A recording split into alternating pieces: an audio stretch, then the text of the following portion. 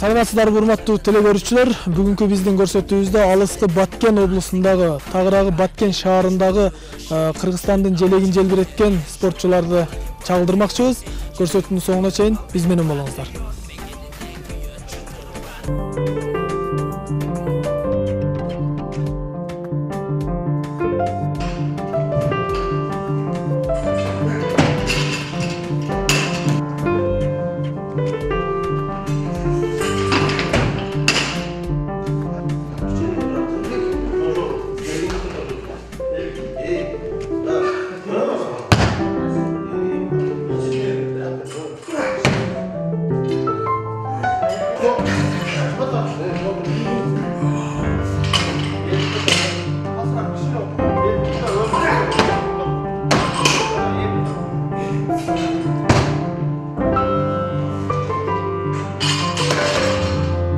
Урматтуу телекөрүүчүлөр, биз азыр ушул Баткен шаарындагы спорт комитетине караштуу оор атлетика боюнча спорт залда турабыз.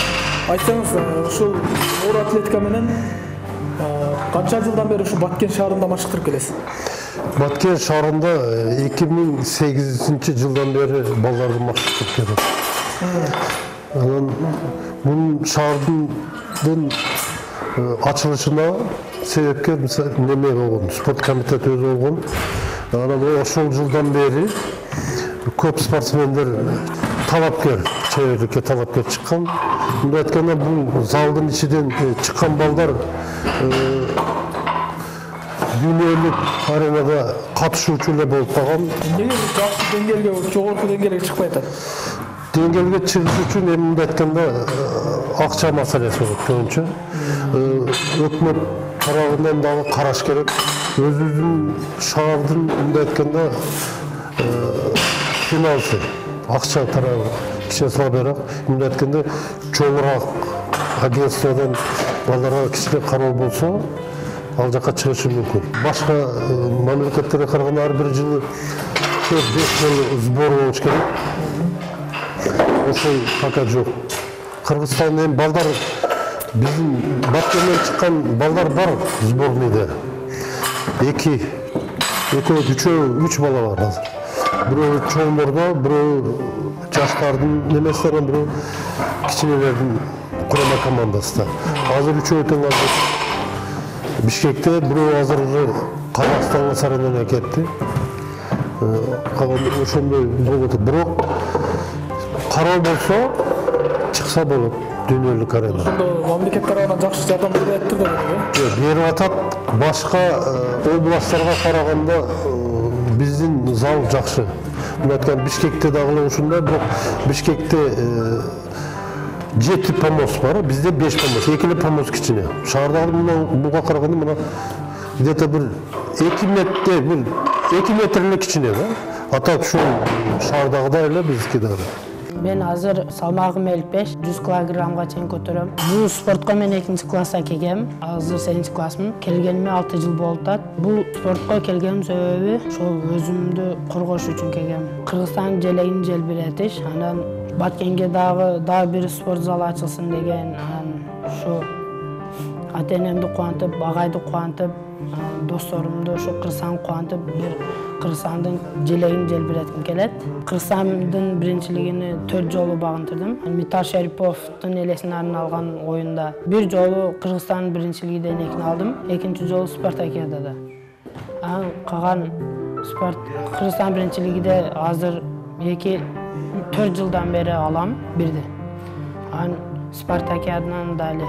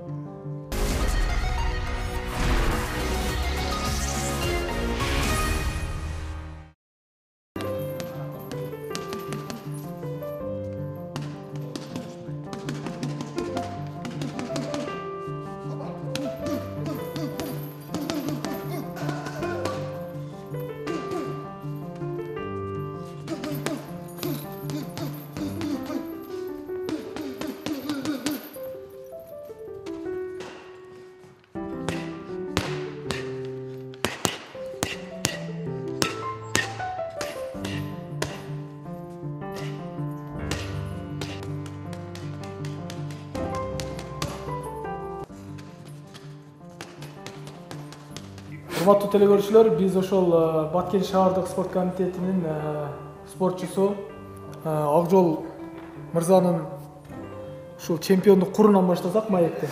Акжол мырза, айтсаңыз, ушул чемпиондук кур тууралуу айтсаңыз. Бул кур бүткүл дүйнөлүк бокс ассоциациясынын Азия боюнчагы версиясы, ВБА деп коет. Ушул курду 2018 жылдын апрель айында венесуэлалык мушкер менен беттешип, очко эсебинде жеңип алдым. Андан кийин ушул жылдын сентябрь айында, декабрь жакында эле 2 жолу курду коргоп калдым. Акжол мырза, азыр ушу биздин телекөрүүчүлөргө да кызык болот элек. Сиздин алгачкы ушу машыгыңыз кайсыл жерде башталган? Мен алгачкы машыгым ушул Баткен шаарында эле баштагам. Ошондо мен 9 жашымда 2000-жыл болчу. Өзүм байкелерим баары боксер болгондуктан ошолор аркылуу бокска келип калдым да. Ушу келип жүрүп, бизде азыр бул жерде Владимир Ильич Ленин орто мектеби бар. Ошол мектептин подвалында тренировка кылчук. Ошондо 2000-жылы мен тренерим Нурбек Нурматов биринчи Баткенге тренер болуп келген, агай болуп. Ошондо биринчи келип ошонго агайдын колуна түшкөм да. Ошондон ошо байкелерим аркылуу бокска кызыгып, эми бул жерде тренердин салымы көп десем болот да. Тренер экөөбүз бири-бирибизди жакшы түшүндүк. Мага да жакшы кызыкчу агай.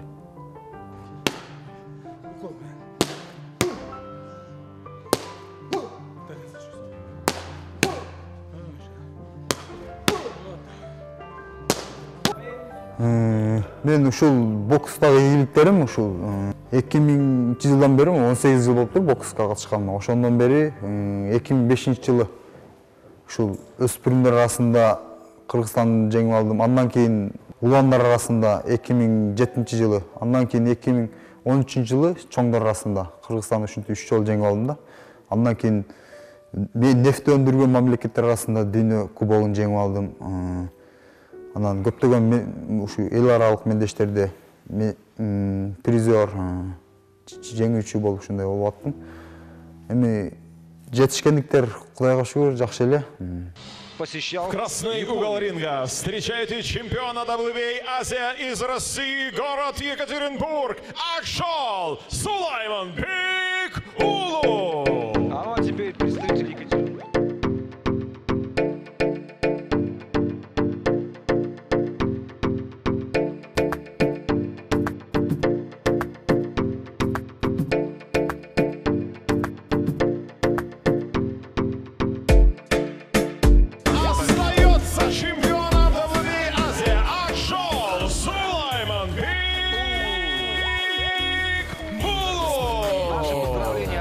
Молодец и огромнейшее уважение, конечно же, филиппинцу Джону Эстраде, который заставил потрудиться в поте лица Акжола, и оба боксера показали очень зрелищный поединок в итоге.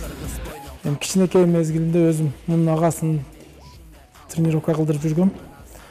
Үйүнө барып жүрүп өзүм ушундай кичинекей бала чуркап чыкса, сен чемпион болосуң деп койт элем.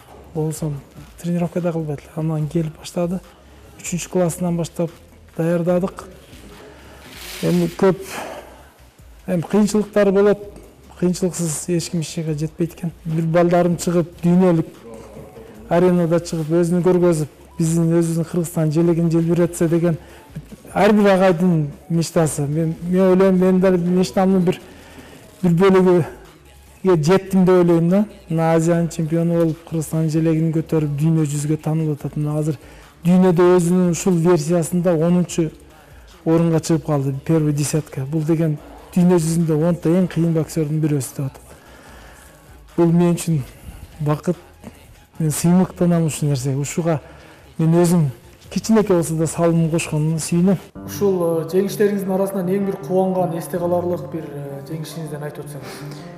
Эми бул эсте каларлык дегенде бул эң биринчи жеңишиң болот да. Себеби дегенде бокска эми эле чыкканда биринчи жеңишиң бул аябай толкун арасында. Ошондо мен 28 килограммдан чыгып Баткен биринчилигинде жеңип алгам. Ошо мен үчүн себебинде аш эсимден чыкпайт да, постоянно ошону эстеп турам. Анан бул куруңуздагы негизинен азыр бизде кызыктырып атат да. Ошо куруңузду алганда кандай толкундоолор болду, кандай кыйынчылыктар болду? Биз угушубуз боюнча бул Кыргызстан тарыхында алгачкы жолу келип жаткан кур да десеңиз.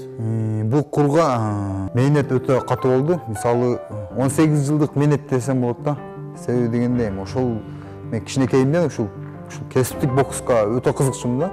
Өзүмө кичинекей консервалардан ушундай курларды жасап алып кыялданчумун. Анан бул курга 2000 ушул жылдын апрель айында венесуэлалык мушкер Леонардо Падилла менен беттештим да. Себеби дегенде сопернигим рейтинг боюнча, дүйнө жүзү рейтинг боюнча ушул версия боюнча 13-чү орунда турчу да. Анан ошо менен беттештим. Анын 16 бойдун 14 нокаут менен соккон. Биз бир да жеңилүү узатын таткан эмес. Ошол мушкер менен беттешип, очко эсебинде жеңип алдым. Ошол бойдо өтө мен үчүн кыйын бой болду да. Татаал болду. Өтө татаал болду. Ага мен 3 ай даярдандым. Соперниктин ошонан мага караганда тулку бою узунураак, 8 сантиметр узун болчу.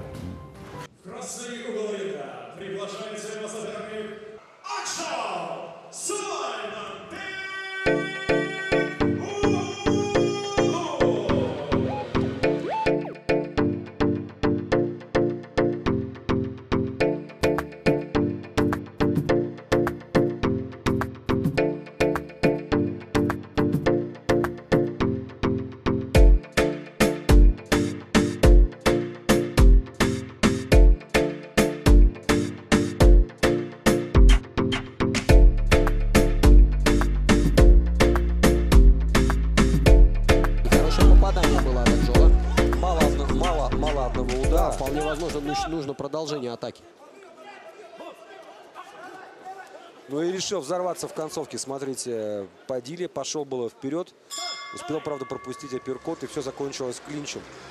Ну вот как раз нам показывают Шавката Рахимова, чемпиона. Итак, представляю вам счет судейских записок. Судья Дмитрий Болдырев, 96-92. Илья Килунин, 95-93. Игорь Тамадаев, 97-91. Победу единогласным решением судей одержал и стал новым чемпионом WBA Азия Акшол Сулайман-Бек! Уважаемые друзья, единогласным решением судей победу в этом бою и становится обладателем пояса WBA Азия становится Акжол Сулаймбек Улулу. Поздравляем Акжола. Победа была очень-очень трудная на самом деле. Бой был очень нервный и напряженный. Очень конкурентный, очень близкий поединок. В любом случае, огромнейшее уважение его сопернику Леонарду Падиле, который заставил понервничать болельщиков Акжола. Да, и закатил такой боище, надо сказать. Ну что ж, а мы ждем следующий поединок. К вашему вниманию, счастливые победители. Мына өзүң ушунча чоң чөйрөдө жүрөсүң, тажрыйба топтоп атасың, беттешти да чоң чөйрөдө өткөрүп атасың. Келечекте өзүңүн максаттарың бар болсо керек, Кыргызстанга келип ушул тажрыйбаңды бөлүшүп жашмоого. Бул мен өзүм ниетте бар, буюрса бул эми бокс вакытынчалык нерсе. Өзүң возрастың келгенде бокс деле токтотобуз, андан кийин өзүм ага чейин жакшы буюрса тааныш арттырып дегендей. Ушул Кыргызстанга келип өзүбүз бир жакшы зал ачып, балдарды чыгарып, өзүбүз билген нерсени бизден кийинки муундарга үйрөтүп, Кыргызстандан дүйнөнү багынта турган, Кыргызстанды дүйнөгө таанытып турган балдарды чыгарабыз деп ниет кылып жүрөбүз. Урматтуу спорт сүйүүчүлөрү жана кыргызстандыктар, сиздерди эртеңки келе жаткан жаңы жылыңыздар менен чын жүрөктөн куттуктайбыз. Жаңы жылда ар дайым жакшылыктар болсун, тынччылык, молчулук болсун элибизде. 2019 жыл спортсмендер үчүн жемиштүү жылдардан болсун. Спортту сүйүңүздөр, ден соолуктарыңыздар, оорубаңыздар. Быйылкы 2018 жыл Баткен шаар үчүн жакшы ийгиликтүү жылдардан болду. Баса белгилеп кетчү нерсе эң биринчи ошол Акжолдон баштасам, баарыңызга ушу жалпы Кыргыз элине маалым, ал ушу кесипкөйлөр арасында Азиянын чемпиону болуп, мына быйыл 3-чү жолу курун сактап калды. Андан сырткары оор атлетика боюнча биздин башкартуучубуз Абдырашид Табалдиев ошол Баткен шаарында ушундай кичинекей шарт деле анча деле жок. Мүмкүн болсо шарт түзүп берип жатабыз. Ошол жерден 7 спорт жеберин даярдап чыгарды. Анын көптөгөн балдары ушу Кыргызстандын курама командасында машыгып бүгүнкү күндө ушу Кыргызстандын желегин бийик көтөрүп жакшы ийгиликтерге жетишип келе жатышат. Андан сырткары Баткен шаарында өзүңүзгө белгилүү таеквондо 3кө бөлүнөт. Анын ушул ВТФ бөлүгү ушул олимпиадалык оюндарына кирген түрү. Ошол жакшы өнүгүп, Кыргызстанда жакшы ийгиликтерди жаратып келе жатат. Буюрса, ошо эл аралык мелдештерде да жакшы ийгиликтерди жарат деген чоң үмүттөбүз. Жана айтып кеткен спортсмендерге чоң ыраазычылык билдирет элем ушу Баткен шаардык Женеттер менен спорт бөлүмүнүн атынан. Ушул мамлекеттин колуна карап турбай, алар деме өрчөлөрдү издеп, башка жактан акчалар таап, ушул патриот жигиттер дейм да, аларга ошо чоң ийгилик каалаймын. Аларды олимпиадалык оюндарда көрсөк деген тилектемин. Буюрса көрүп каларбыз. Учурдан пайдаланып, ушу жаңы келе жаткан 2019 жылы жакшылыктардын жылы болсун, ушул спортсмендер үчүн ийгиликтүү жылдардан болсун. Дайыма ошо спорт менен машыгып, жалпы эл ошо ден соолукта бололу. Ошо элдин ден соолугу бул мамлекеттин байлыгы. Ошондуктан бардык жалпы кыргыз элине ден соолук каалайм.